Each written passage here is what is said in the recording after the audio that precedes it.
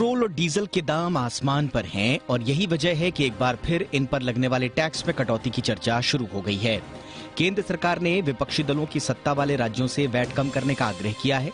इसके बावजूद कई राज्य वैट में कटौती करने से बच रहे हैं और इसकी वजह है तेल पर लगने वाले टैक्स से होने वाली कमाई। बीते 8 साल में राज्य सरकारों ने पेट्रोल डीजल पर टैक्स से 14,26,000 करोड़ रुपए से ज्यादा कमाए हैं। केंद्र सरकार ने 6 महीने पहले एक्साइज ड्यूटी में कटौती की थी। केंद्र की ओर से कटौती के बाद कई राज्यों ने वैट घटाया था। केंद्र ने इस कटौती के बाद के आंकड़े भी जारी किए हैं। इसमें बताया गया है कि वैट घटाने और नहीं घटाने से राज्यों की कमाई में क्या फर्क आया है। आंकड़ों के मुताबिक वैट घटाने से 6 महीने में कर्नाटक को 5,314 करोड़ रुपए का घाटा हुआ है, गुजरात को 3,555 करोड़, यूपी को 2,806 करोड़, वहीं राजस्थान को 2,415 करोड़ रुपए का घाटा हुआ है। यही हाल वैट घटाने वाले दूसरे राज्यों का भी है। वहीं वैट नहीं घटाने से महाराष्ट्र को 3,472 करोड़, दिल्ली को 173 करोड़, पश्चिम बंगाल को 1,343 करोड़ रुपए की अतिरिक्त कमाई हुई है। वैट न घटाने वाले दूसरे राज्यों ने भी कुछ इसी तरह कमाई की है।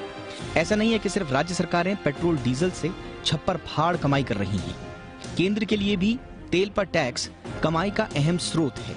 करीब 56 रुपए का पेट्रोल आप तक पहुंचते पहुंचते कैसे 100 का आंकड़ा पार कर जाता है, ये पेट्रोल के बिल्डअप प्राइस से पता चलता है।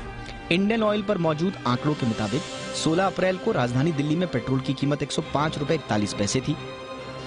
इसमें करीब 53% हिस्सा यानी कि 56 रुपए 32 पैसे बेस प्राइस है, 16% यानी 17 रुपए 13 पैसे वैट, 27% यानी 27 रुपए 90 पैसे एक्साइज ड्यूटी है। इसके अलावा बचे हुए 4% डीलर कमीशन और फ्रेट है। इस तरह पेट्रोल और डीजल पर राज्यों से ज्यादा टैक्स केंद्र सरकार वसूलती है। केंद्र सरकार पहले ही एक बार एक्साइज ड्यूटी में कटौती कर चुकी है। ऐसे में वो अब राज्यों से वैट घटाने की अपील कर रही है, लेकिन राज्यों का तर्क ये है कि वैट घटाया तो उनके राजस्व पर काफी ज्यादा असर पड़ेगा। महाराष्ट्र सरकार ने बताया कि अगर वो पेट्रोल के दाम में 1 रुपए प्रति लीटर की कटौती करती है तो उसकी तिजोरी पर 121 करोड़ रुपए का बोझ पड़ेगा। 2 रुपए की कटौती से 243 करोड़ रुपए के राजस्व का नुकसान हो सकता है। राज्य और केंद्र दोनों को ही अपने राजस्व की चिंता है, इसलिए दोनों ही टैक्स में कटौती का फैसला लेने से बच रहे हैं, क्योंकि टैक्स में कटौती का मतलब राजस्व का भारी भरकम नुकसान है।